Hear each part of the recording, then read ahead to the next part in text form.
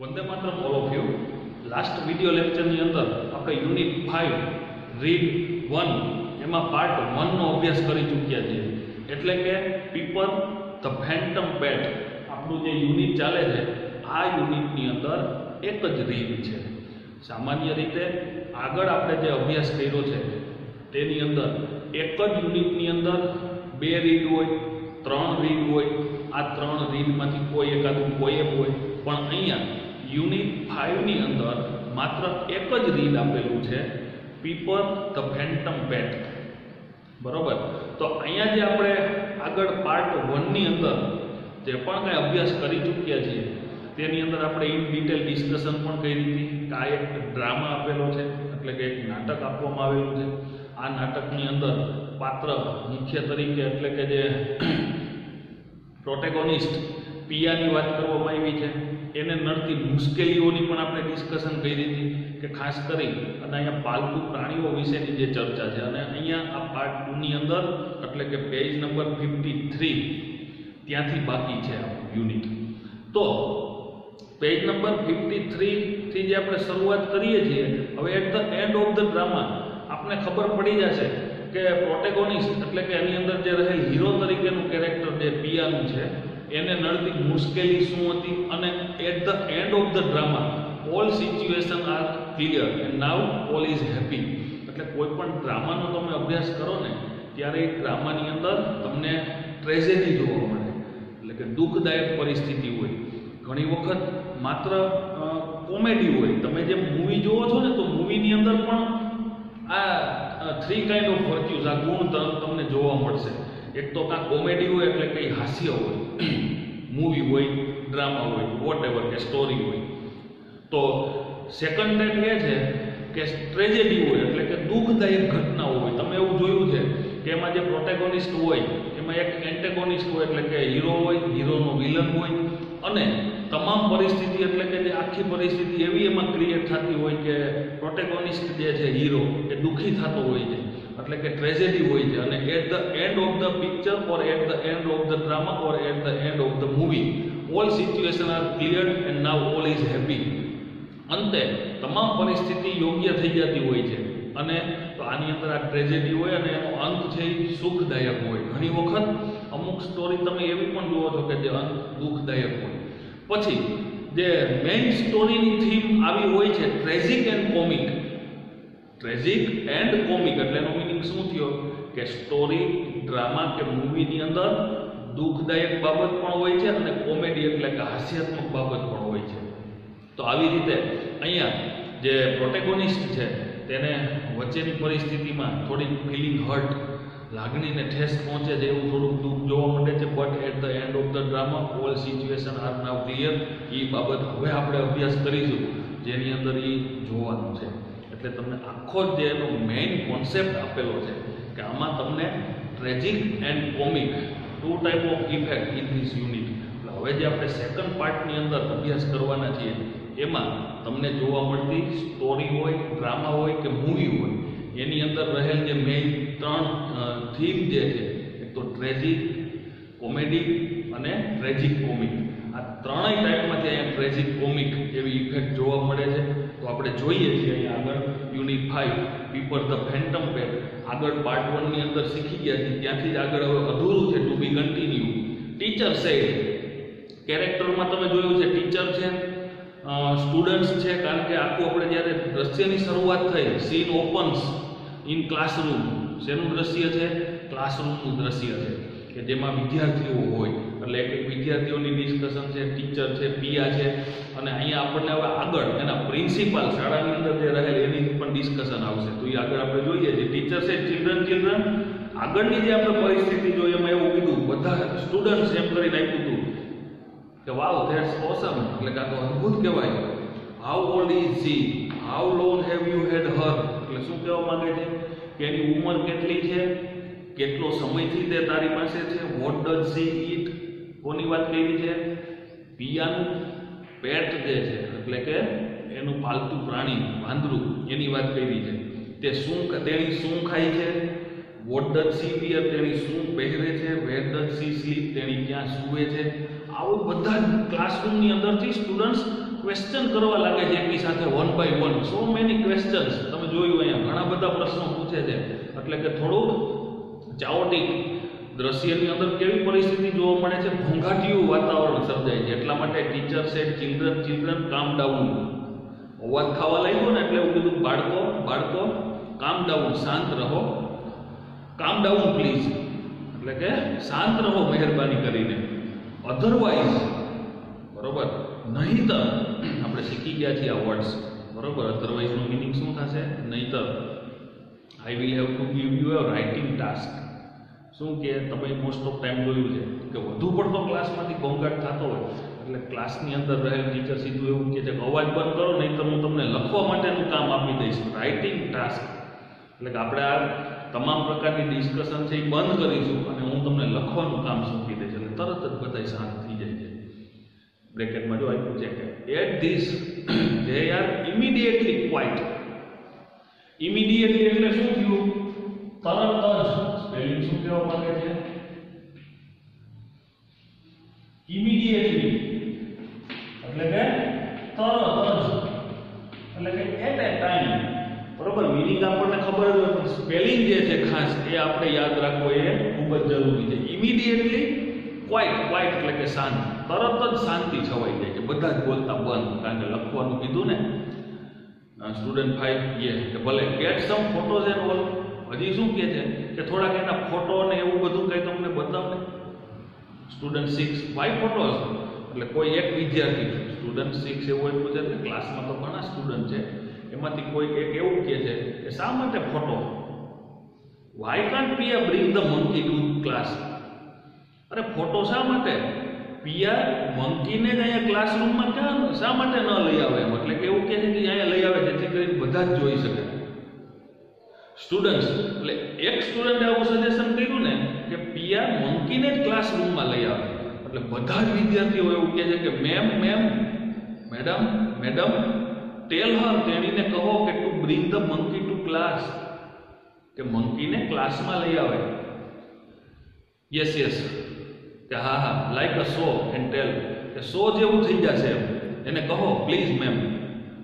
Bring the monkey to class, કે ક્લાસમાં મંકીને અહીંયા લઈ આવે.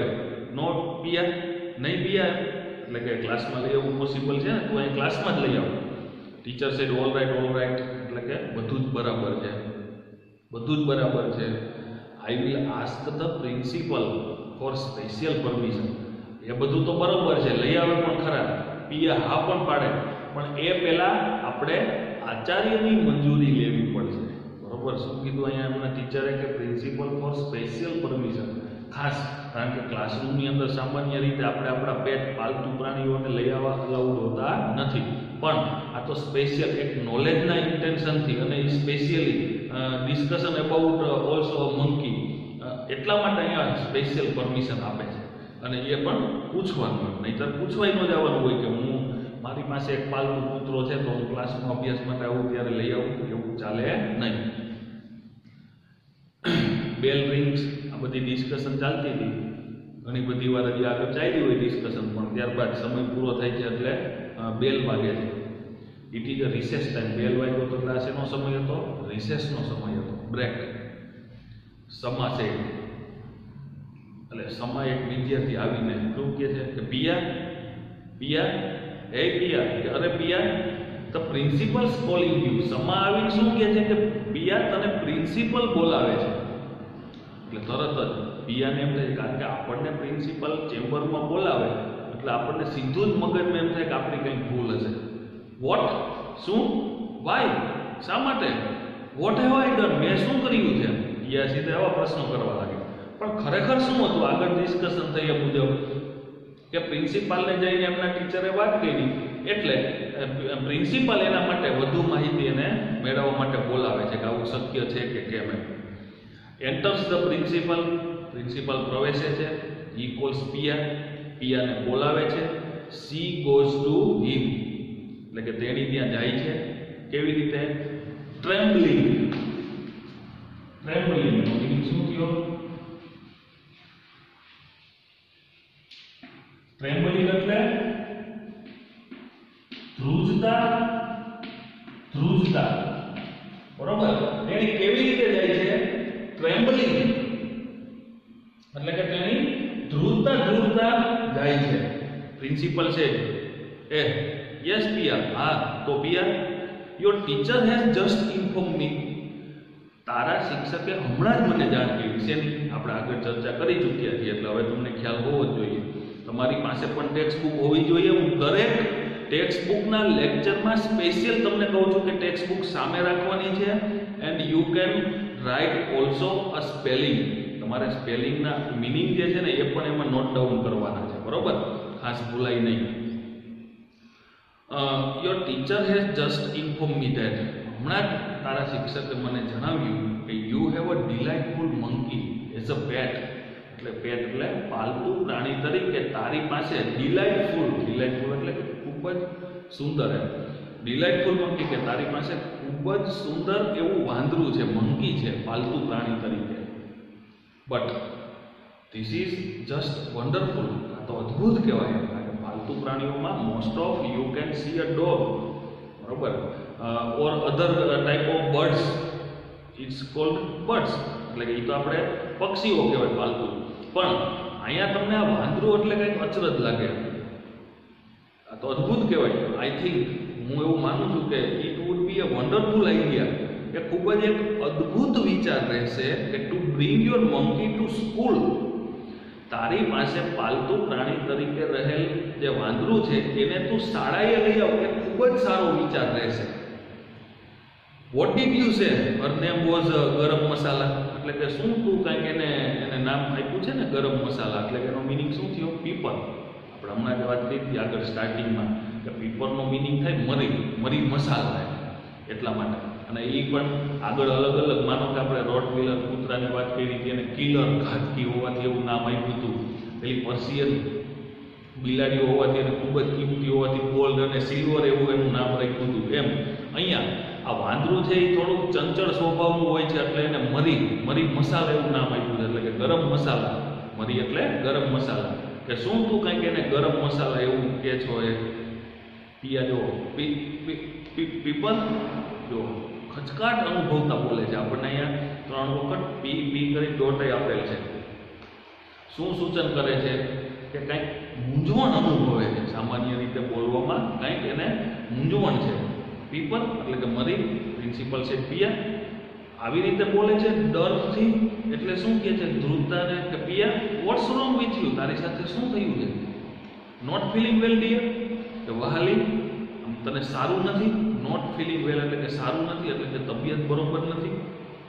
ધેન જો એવું જ હોય તો I would really better call your brother, કે તો મારે તારા ભાઈને કોલ કરવો પડશે. જેમ કે શાળાએ નાના બાળકોને બીમાર હોય તો ઘરે એના પેરેન્ટ્સને ફોન કરતા હોય, એટલે કે અહીંયા પેરેન્ટ્સ તરીકે એમના ભાઈને કોલ કરવાની વાત કરે છે. Give me his mobile number, કે તું મને તારા ભાઈના મોબાઈલ નંબર આપ. સેન્ટેન્સ કેવું છે? આજ્ઞાર્થ વાક્ય છે. Why? To start with verb. અહીંયા ગીવ ક્રિયાપદથી શરૂ થયેલું હોવાથી આ sentence give me his mobile number, it's sentence is imperative, એટલે કે આ વાક્ય જે છે એ આજ્ઞાર્થ સૂચક સેન્ટેન્સ છે, કે મને તારા ભાઈના મોબાઈલ નંબર આપ, હું એને કોલ કરીને આઈ વિલ આસ્ક હિમ, હું એને જણાવું અબાઉટ ધ મંકી, એટલે કે આ વાંદરા વિશે પણ કહું. And then I will tail him to take you home. House that, એટલે કે આ મંકી વિશેની પણ એને વાત કરું, એટલે કે અહીંયા લઈ આવે, અને એને અહીંયા આવશે એટલે એ પણ જણાવું કે તું એને ઘરે લઈ જા, બરોબર, કારણ કે આ જે પિયા છે એ બીમાર છે તો એને ઘરે લઈ જાય. એમ કેવું રહેશે? હાઉસ ધેટ, આવું એને કીધું ને જો શું પિયા બ્રેકેટમાં ઇમિડિયેટલી, એટલે કે તરત જ. ઇમિડિયેટલી સ્ટ્રેટેનિંગનો મીનિંગ શું થશે? તત્કાળ થઈ જવું.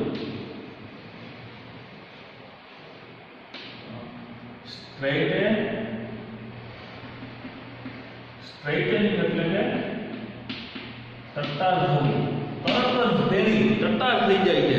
ઇમિડિયેટલી સ્ટ્રેટેનિંગ અપ, એટલે કે તેની તરત જ તત્કાળ થઈ જાય કે ના મને કાંઈ નથી. No sir, I am okay, I am fine, હું બરોબર છું, મને કાંઈ વાંધો નથી. I am fine, I will ask my brother myself, અને શું કહે છે કે હું હું મારી જાતે જ મારા ભાઈને કહી, જો કંઈક મૂંઝવણ છે એના મનમાં, શું મૂંઝવણ છે હમણાં જ આગળ આવશે એની ચર્ચા. About the monkey I mean, એટલે કે મારો મતલબ શું છે, બીમાર છું એ નહીં, પણ વાંદરાને મંકીને અહીંયા લાવવા માટેનું હું મારા ભાઈને જ મારી જાતે કહી દઈશ. પ્રિન્સિપલ છે, વાય ચાઇલ્ડ, કેમ બેટા? It's your very own brother, એ તો તારો પોતાનો ભાઈ છે, તો શા માટે એમ કે કેમ બેટા? સી, જો he will take you to the sick room, આપણે એને બોલાવશું તો એ અહીંયા મંકીને લઈને આવશે, તો આપણે જે સ્ટુડન્ટને બતાવવાનું છે એ પણ કામ પૂરું થશે.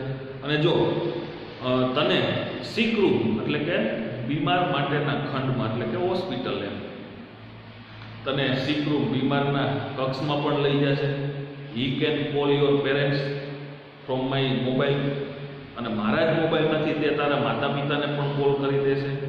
એટ ધ ટાઈમ આવું બધું જે ચાલશે એ સમય દરમિયાન I can ask about the monkey. Now isn't that grant, શું આ સારું ન કહેવાય કે I can ask about the monkey, અને એ સમય દરમિયાન હું તેને આ મંકી વિશે પૂછી લઈશ, એના વિશે જાણી લઈશ, તો શું આ સારું ન કહેવાય? કે નાવ ઇઝન્ટ ધેટ ગ્રાન્ટ, એટલે કે શું આ સારું ન કહેવાય? યસ, એવી કમ હિયર પ્લીઝ. એટલે હવે જો આટલી ચર્ચા પછી આખી પરિસ્થિતિમાં શું કીધું? અરે અવિક આવ, એટલે કે અવિક આવે છે, મહેરબાની કરી અને અવિક આવ. આ અવિક કોણ છે? Is a brother of Piya, piano ભાઈ છે.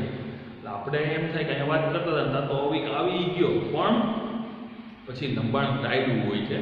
આ પેરેગ્રાફનો મિનિંગ જ એવો થયો કે એ સમય દરમિયાન એને અવિકને કોલ કરી દીધો, અને બાકીની સીધી ડિસ્કશન પછીના વચ્ચેના સમયમાં શું વાત થઈ એવું ન હોય, કોઈના કદાચથી બુક ભરાય, એટલે એ પછી વિગતો અહીંયા ટાળવામાં આવી છે.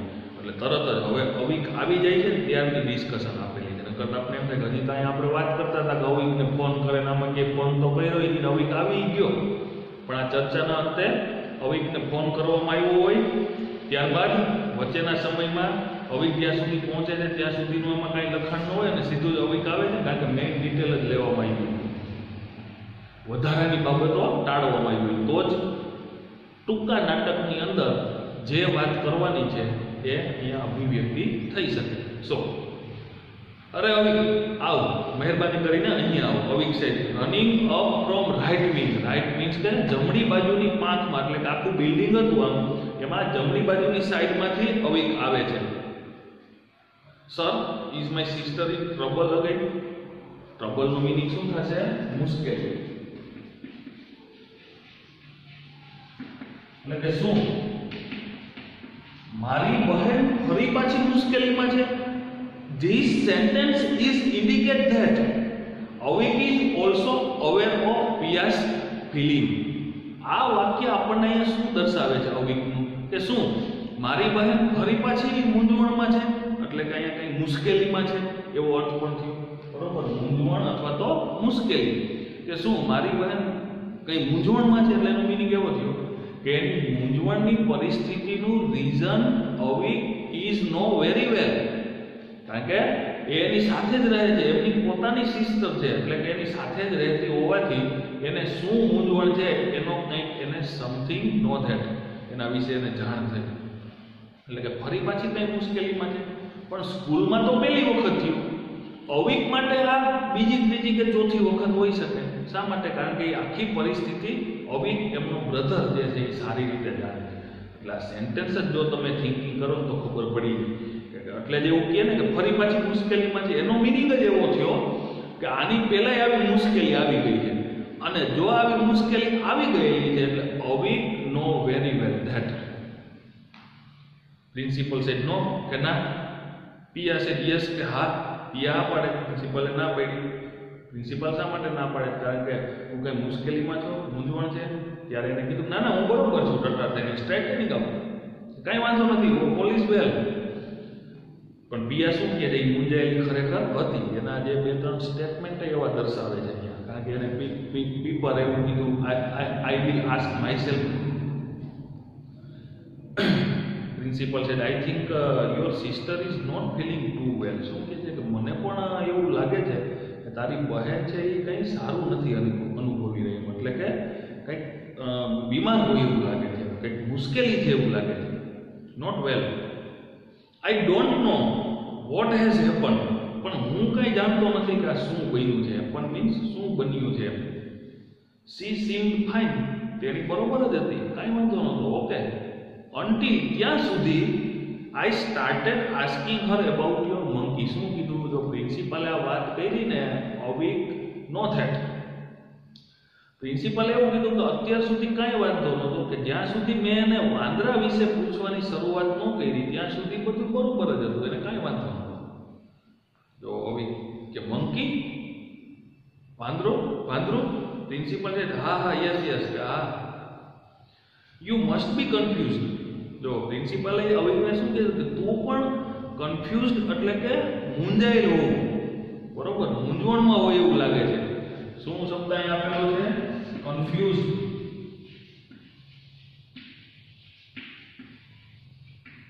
એટલે મૂંઝવણ.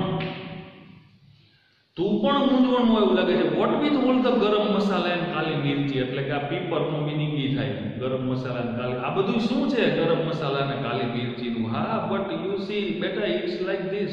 હા બેટા આ જોતા કંઈક આમ જ લાગે છે. Your sister Piya has created a sensation in school today. શું કહે છે કે તારી બહેન પિયાએ, સેન્સેશન એટલે શું થશે? ઉત્તેજના. સેન્સેશનનો મીનિંગ શું થશે? ઉત્તેજના.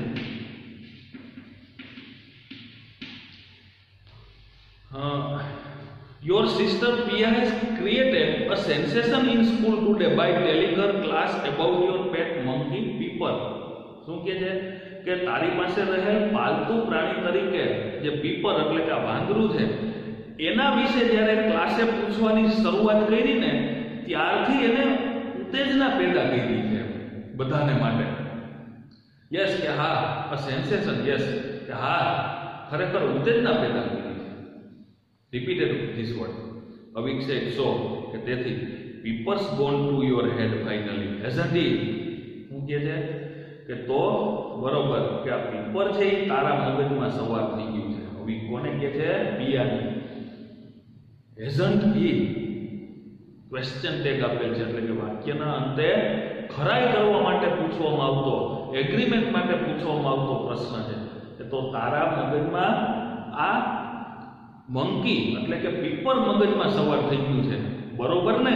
આપણે જો વાક્ય બોલતા હોય ત્યારે ખરું ને, સાચું ને, બરોબર ને, આવો પ્રશ્ન પૂછતા હોય છે. આ શું છે કે સાંભળનારનું એગ્રીમેન્ટ એટલે કે સહમતિ આપણે માંગીએ છીએ. એટલે એને માંગી હતી શબ્દો હું કીધું? પિયા. નોડિંગ. નોડિંગ એટલે માથું હલાવવું.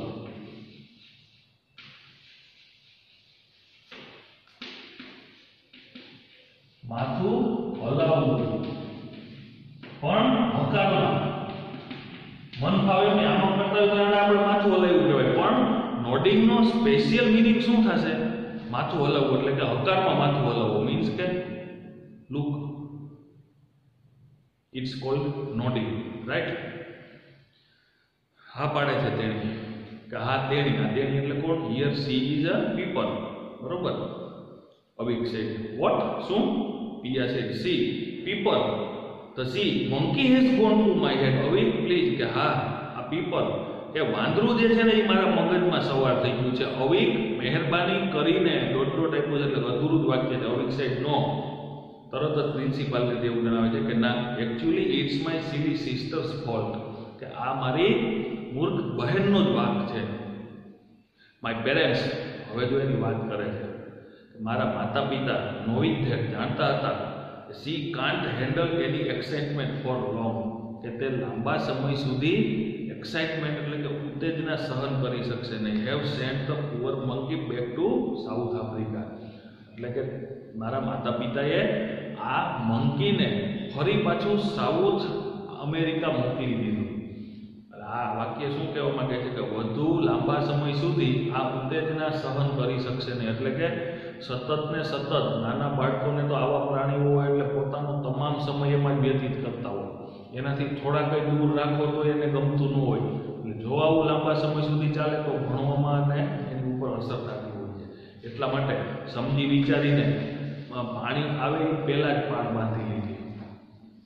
ઓલ સેડ એટલે હવે એનો મિનિંગ શું થયો કે આગળ જે મૂંઝવણ અનુભવતી હતી પિયા એ એટલા માટે કે એને એના પેટ વિશે વાત કરી, but at present pet is not available, એટલે કે એનું પાલતુ પ્રાણી અત્યારે નહોતું, પહેલાં હતું.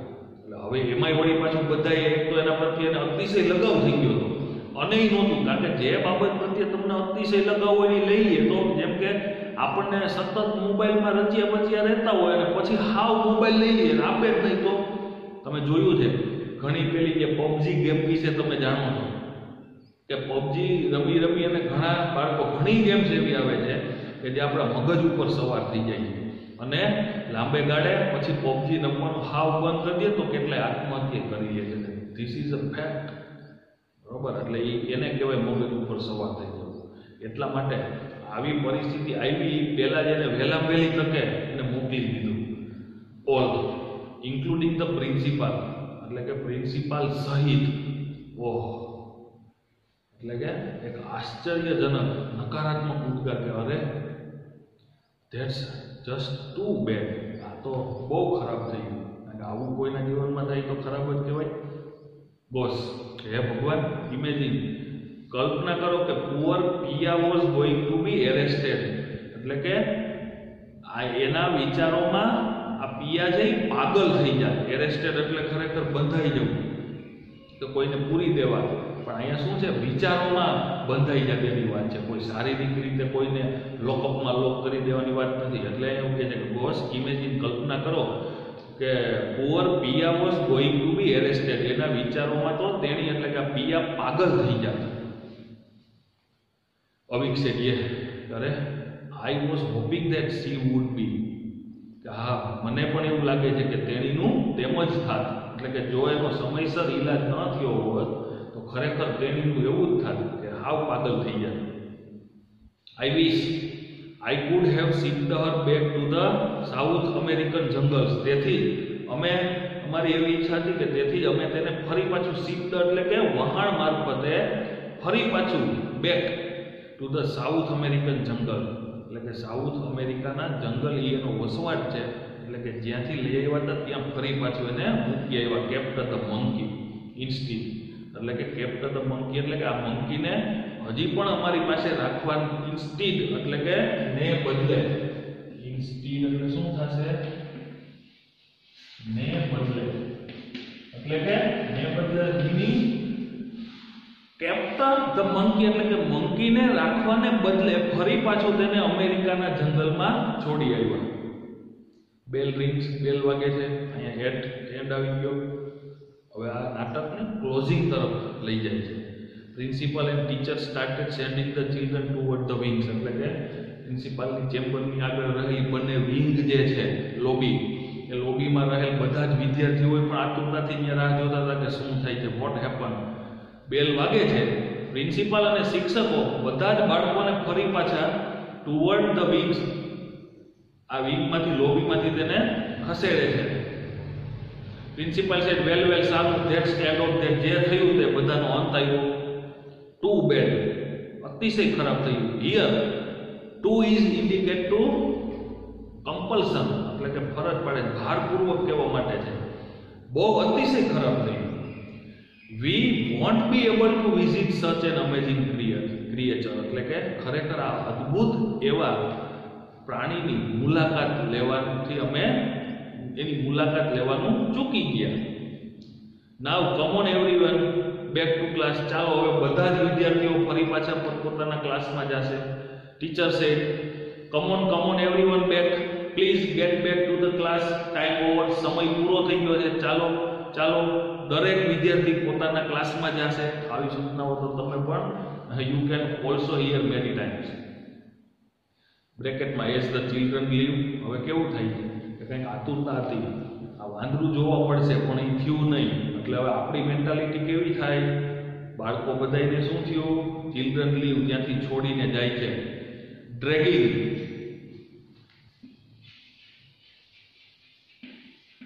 ડ્રેગિંગ એટલે પગ ઢસડતા, જાય આપણે આપ્યું છે ડ્રેગિંગ ધેર ફીટ, એટલે પગ ઢસડતા. એટલે ખરેખર અહીંયા ફીટ એવો શબ્દ કરીએ, ડ્રેગિંગ ફીટ, તો તો શું થશે?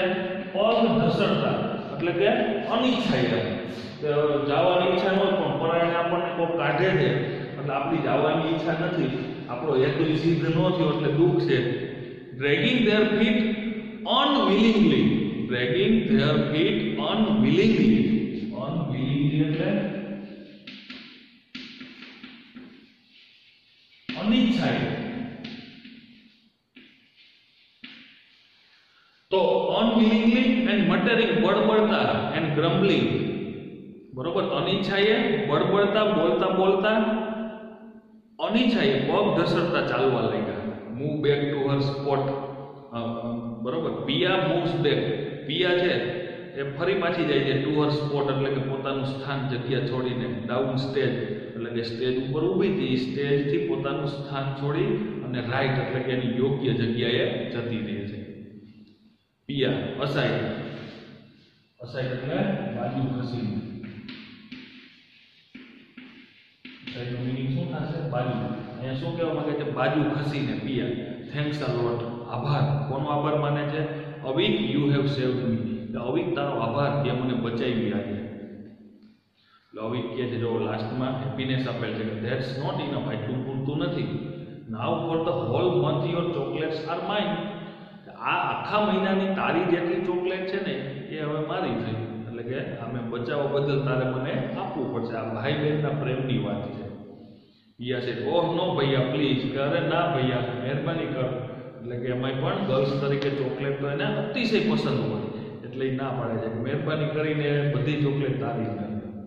તો આવી રીતે અહીંયા આપણને એક સરસ નાટ્ય આપેલું છે જેની અંદરથી આપણે એવો પણ એક અર્થ ગ્રહણ કરીશું કે ખરેખર જે એક્સ્ટ્રા બીજી વધારાની જે બાબતો છે એના પ્રત્યે એટલો બધો લગાવ ન હોવો જોઈએ, જેમ કે મોબાઈલ હોય કે આવા પાલતુ પ્રાણી હોય કે આવી રીતે બાળક હજી માન મોટું થાય એને ટુ વ્હીલ આવે એટલે જો એ બધું પોતાનો સમયમાં વ્યતીત કરે.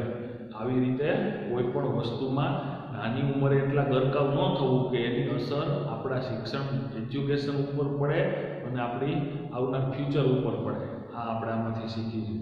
જોઈએ ગ્લોસરીના સ્પેલિંગ. આમાં યુનિટની અંદર આવ્યા એ બધા સ્પેલિંગ પણ તમારે સ્પેલિંગ બુકમાં લખવાના છે. ત્યારબાદ અહીંયા ગ્લોસરીમાં આપેલા એક્સરસાઇઝમાં ગ્લોસરીમાં આપેલા ઇંગ્લિશ ઇન્ટુ ઇંગ્લિશ મિનિંગ સાથે લખવાના છે. અને ઇંગ્લિશ ઇન્ટુ ઇંગ્લિશ મિનિંગ તો લખવાનો પણ એનો ગુજરાતી મિનિંગ પણ લખવાનો છે. તો જોઈએ આ બધા જ વર્ડ્સ આવી ગયા છે. ફેન્ટમ એટલે કે imaginary, something existing in perception only એટલે કે ભ્રામક. ચાઓટિક એટલે full of noise and disorder, means કે ઘોંઘાટીઓ અને અસ્તવ્યસ્ત હોય એને ચાઓટિક કહેવાય. આવી ગયું આગળ આપણે બોર્ડ ઉપર જ લખેલો હતો સ્પેલિંગ. ચાઓસ એટલે કે સ્ટેટ ઓફ એક્સ્ટ્રીમ ડિસઓર્ડર એટલે કે અવ્યવસ્થિત આયોજનનો અભાવ હોય તેવું. ડોમેસ્ટિક એનિમલ એટલે કે ઘરેલું પ્રાણી, પાલતુ પ્રાણી. ફિયર્સ એટલે કે ક્રૂર, marked by extreme and violent energy.